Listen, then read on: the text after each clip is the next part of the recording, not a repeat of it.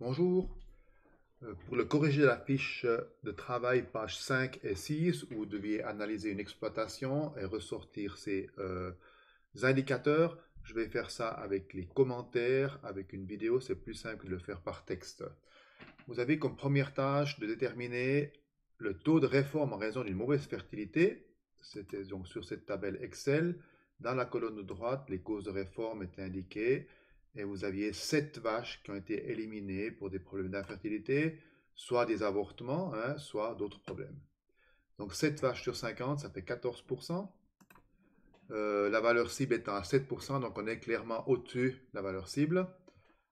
L'explication, eh bien, on n'a pas une fertilité qui est terrible. On la trouve ça dans ces chiffres-là, où on avait un délai à la mise de reproduction de 71 jours, qui est pas mal du tout. Par contre, la période de service est de 135 jours et plus de 3 inséminations qui amènent une gestation.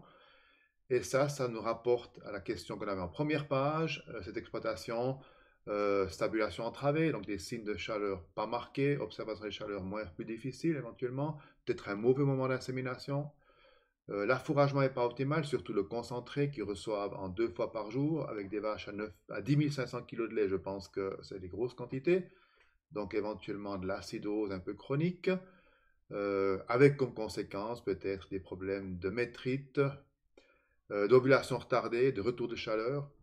Enfin, est-ce que peut-être on insémine trop tôt, hein? Pour des vaches à 10 500 kg, je pense qu'on doit être au pic de lactation plutôt à 45-50 kg.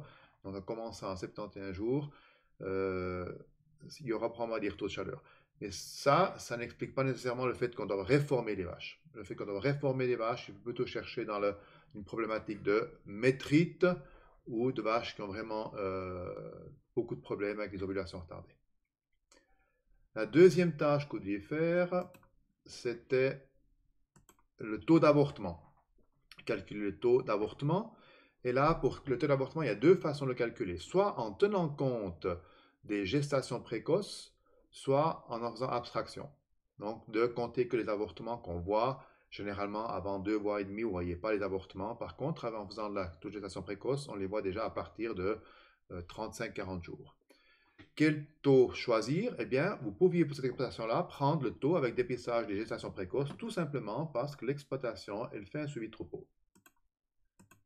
Là, l'exploitation a suivi avec un vétérinaire, a un contrat de suivi de troupeau avec un vétérinaire. Autrement dit, toutes les vaches sont contrôlées entre 28 et 42 jours sur la gestation et sont contrôlées une deuxième fois, entre 55 et 70 jours, est-ce que vraiment elles sont portantes. Et expérience faite, généralement, vous avez une vache sur 7, une vache sur 10 qui portait entre 28 et 42 jours et qui a perdu son veau entre-temps, puis qui a 55-60 jours et vide. Ça, c'était la justification. C'est que l'exploitation a un suivi de troupeau. Elle peut donc faire les gestations précoces. Donc, elle peut prendre ça comme valeur cible. Quel est le taux d'avortement? Il a 14%, c'est relativement haut. Mais justement, il inclut aussi ces morts embryonnaires précoces. Ça reste quand même un peu trop à 14%. De nouveau, le problème est peut-être nouveau à rechercher au niveau de l'affouragement, qui n'est pas optimal et qui peut éventuellement entraîner plus de morts embryonnaires précoces.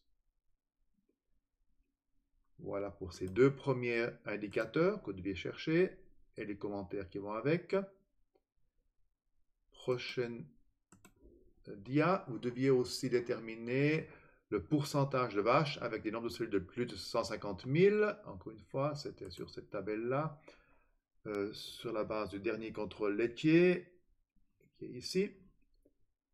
Et là, vous devez arriver normalement à 3 vaches uniquement qui étaient trop hautes en cellules, ce qui fait 6%. Et la valeur cible, c'est moins de 20%, donc là, on peut dire qu'on est bon. Au niveau de pourcentage de vaches atteintes de mammites cliniques, où est ce chiffre?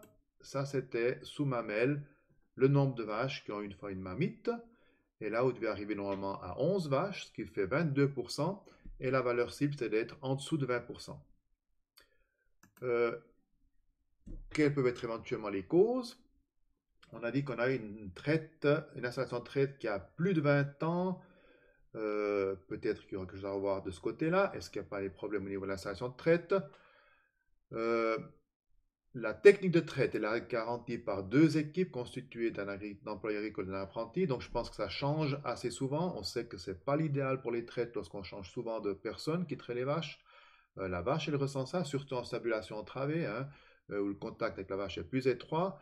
Euh, voilà, c'est des voies à aller rechercher. Pourquoi est-ce que ça ne joue pas?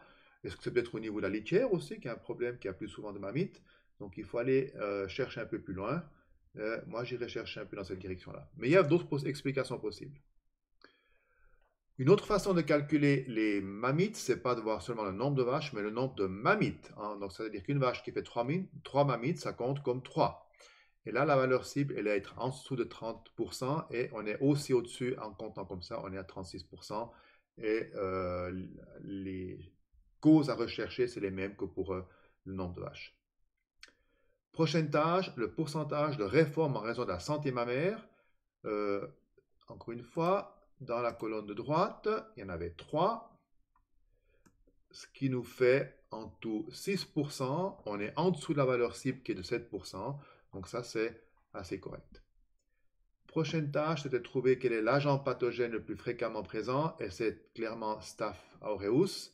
Ça explique peut-être aussi un peu les réformes, peut-être aussi le nombre de cas de mammites relativement élevé. On sait que Staph aureus, c'est quand même un germe lié à la vache qui se transmet facilement d'une vache à l'autre. Là, c'est important d'avoir un ordre de traite. Du moment qu'on est plusieurs personnes à traire, est-ce que tout le monde respecte toujours cet ordre de traite? C'est des choses à voir. Dans les mesures d'assainissement, alors voilà, est-ce qu'il faudra peut-être éliminer ces vaches qui sont systématiquement positives à Staph aureus? Est-ce qu'il y aurait lieu de voir aussi la technique de traite être plus stricte dans l'ordre de traite? Prochaine tâche, c'était tarir les vaches. La première chose à voir, c'est est-ce que l'exploitation est saine? Et là, vous aviez comme indication que la moyenne du comptage cellulaire théorique était en dessous de 100 000 cellules sur l'ensemble de l'année, à l'exception d'un mois. La moyenne est à 82 000 cellules, pardon. Donc, on a une exploitation saine et vous avez deux stratégies à appliquer, que soit que l'exploitation soit saine ou pas. Donc là, on a pris la stratégie exploitation saine. Ça, c'est la première chose à délimiter. Est-ce que j'ai une exploitation à problème ou est-ce qu'elle est saine? Celle-ci, elle est saine. Pour ce qui est en tout cas du compte nombre de cellules, on a vu qu'on a un peu beaucoup de mammites, mais au niveau du comptage des cellules, ça va pas mal du tout. Au Tarir Fantasy, première chose à voir, quelle est sa production de lait au moment de tarissement? Eh bien, là, on est à 17,1 kg, donc un peu trop haut. Donc, ça serait bien de la mettre à la paille, de réduire sa ration, surtout pas lui couper l'eau, c'est interdit, pour qu'elle baisse sa production de lait assez rapidement. En cellule, elle est pas mal, elle a 34 000. Par contre, elle avait des staffs dorés. Donc, du moment qu'elle a des staffs dorés et puis qu'on considère qu'elle n'est pas guérie, là, il n'y a même pas besoin de faire une analyse bactériologique, à mon avis. Bien que c'est conseillé dans le schéma, on pourrait y aller avec les antibiotiques. En tout cas, le vétérinaire serait en droit de dire ah, elle a des staffs dorés, elle n'a pas guéri, on peut y aller avec les antibiotiques.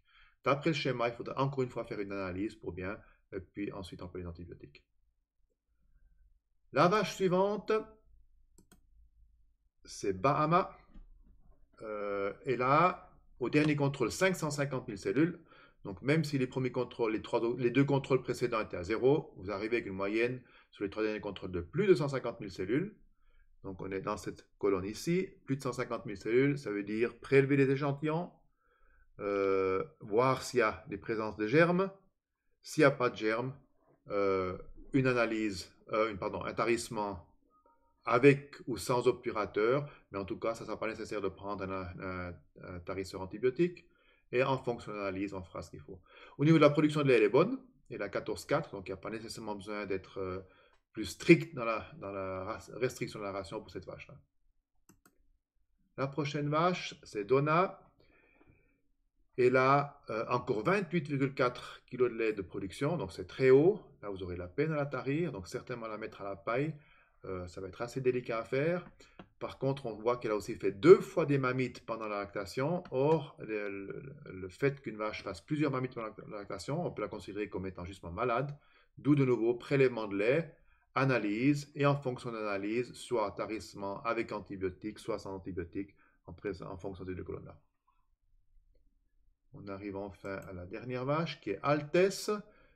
Production de lait 13,9 kg, ça ne doit pas être un problème plat à rire. Le contrôle laitier est à 46 000. La moyenne des 3 derniers contrôles, c'est à 42 000.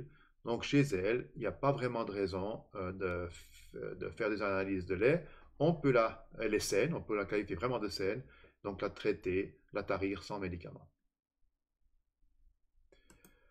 Le dernier sujet, c'était quand même aussi d'analyser la santé de l'appareil locomoteur du troupeau, déterminer le pourcentage d'animaux boiteux en une année, donc ça c'était sous la colonne Onglon, pardon, et on arrive en principe à 6 vaches qui ont eu une fois des problèmes, hein.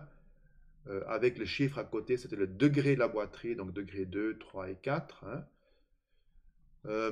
On est en dessous, pardon, en dessous de la valeur cible, ça c'est bon, on est à 12%. Par contre, le pourcentage de réforme due à la boiterie, on en a éliminé 2 dû à des boiteries, eh bien c'est 2 fois la valeur cible qui est en dessous de 2. Hein. On devrait en principe pas devoir éliminer de vaches pour des boiteries si on respecte justement le principe de dès qu'une vache a une démarche irrégulière, on la prend au congrain, on regarde ce qu'il y a, on fait un parage fonctionnel, on devrait fortement diminuer cette élimination pour cause de boiterie. Pourquoi c'est comme ça? On s'aperçoit qu'au niveau de la gestion de la santé des onglons, ils font que un parage par année, c'est peut-être un petit peu short.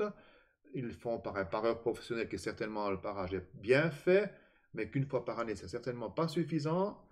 Les vaches ont relativement peu de pâture quand même. Hein. Le printemps, ça fait 8 à 12 semaines et que la demi-journée. L'automne, c'est 2 mois, pour autant que la météo le permette. Une herse sortie avec beaucoup de copeaux. Heureusement, ils n'ont pas mortellaro, hein, parce que si ils avaient mortellaro avec l'air de copeaux, là, on serait certainement à 30, 40, 50% de boiterie. Mais là, il y a certainement des choses à améliorer au niveau de la gestion de la santé des onglons. On voit aussi qu'ils les prennent dans le congrain que lorsque la boiterie est au niveau 2, hein, on devrait faire ça plus tôt. Et ils font appel aux pareurs. On sait qu'il y a peu de pareurs professionnels. Généralement, ils n'ont pas le temps de venir quand on les appelle. Ils viennent seulement 2-3 semaines plus tard.